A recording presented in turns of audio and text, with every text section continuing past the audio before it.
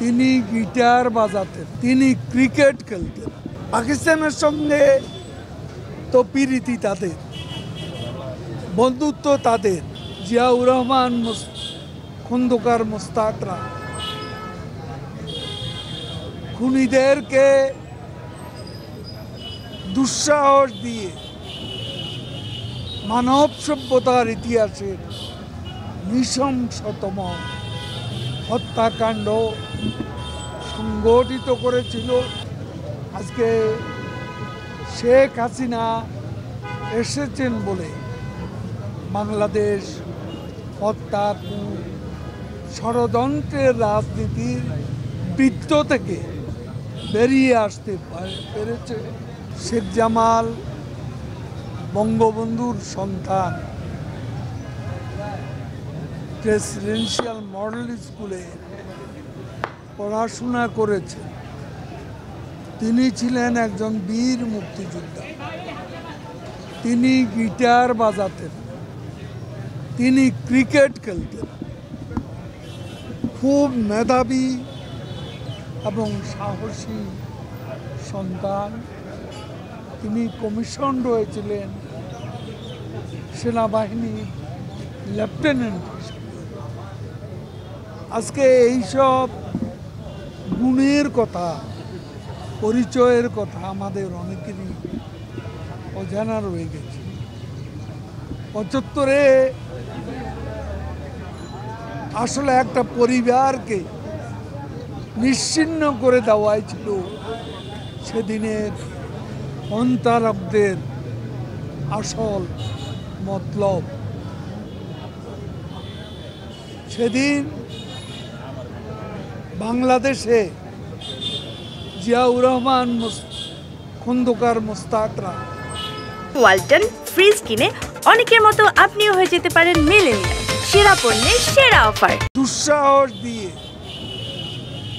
মানব সভ্যতার ইতিহাসের নৃশংসতম হত্যাকাণ্ড সংগঠিত করেছিল।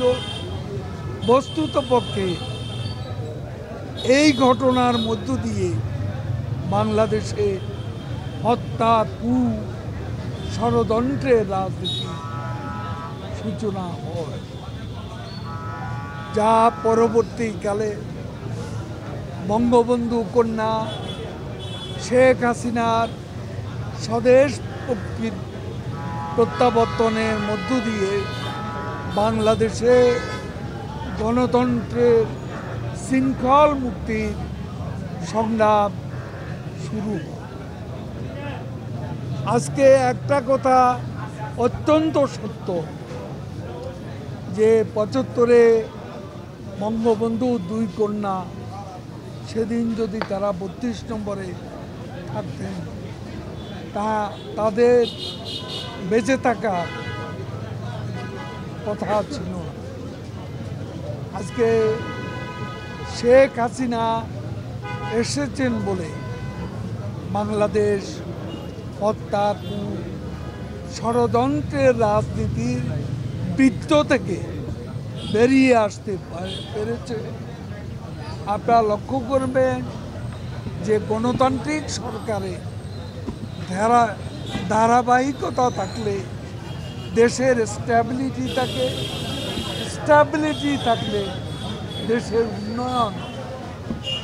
এবং বঙ্গবন্ধু কন্যা শেখ হাসিনা সেই দৃষ্টান্ত স্থাপন করেছেন। হত্যা, ষড়যন্ত্রের রাজনীতি, এই রাজনীতি বাংলাদেশ থেকে তিনি নির্মূল করেছেন এবং তার নেতৃত্বে এদেশে স্থিতিশীলতা ফিরিয়ে এসেছে এবং উন্নয়নের অগ্রগতির অর্জনের রাজনীতি শুরু হয়েছে। সেই রাজনীতি আমাদের আজকে অব্যাহত রয়েছে। মুক্তির সংগ্রাম অব্যাহত রয়েছে। এই মুক্তির সংগ্রামের লক্ষ্য বঙ্গবন্ধুর স্বপ্নের সোনার বাংলা। পাকিস্তানের সঙ্গে তো প্রীতি তাদের, বন্ধুত্ব তাদের। সেই পাকিস্তানও আজ বাংলাদেশের উন্নয়ন দেখতে পায়, একসময় বোঝা ভাবত, এখন লজ্জিত হচ্ছে পাকিস্তানের প্রধানমন্ত্রী। এতে রিজভিদেরই লজ্জা পাওয়া উচিত। শাহবাজ শরীফের বক্তব্যে তাদেরই লজ্জা পাওয়া উচিত, কারণ তারা বাংলাদেশের উন্নয়ন দেখতে পায় না, কালো চশমা পরে তারা শাহবাজ শরীফ যা দেখে সেটাও দেখে না। কেন সেটা তাদের জিজ্ঞেস। তিনি আসল কথাটা বলছেন, 3 বিদেশি শক্তির চাপ, সে চাপটা তিনি অনুভব করেছেন কিনা আমরা জানি না। কারণ তাদের জন্ম তো বন্দুকের নল থেকে, তারা গণতন্ত্রের মধ্য দিয়ে আসেন না। বাংলাদেশে 42% লোক ভোট দিয়েছে। ভোটের দিন খুন খারাপি কোনো কিছুই হয়নি, ফ্রি অ্যান্ড ফেয়ার ইলেকশন হয়েছে। এখানে কোনো বিদেশি শক্তির চাপ ছিল, আমরা কোনো চাপ অনুভব করিনি। তিনি কোন কারণে কার চাপে ইলেকশনে এসেছেন সেটা তাকেই পরিষ্কার করে বলতে হবে।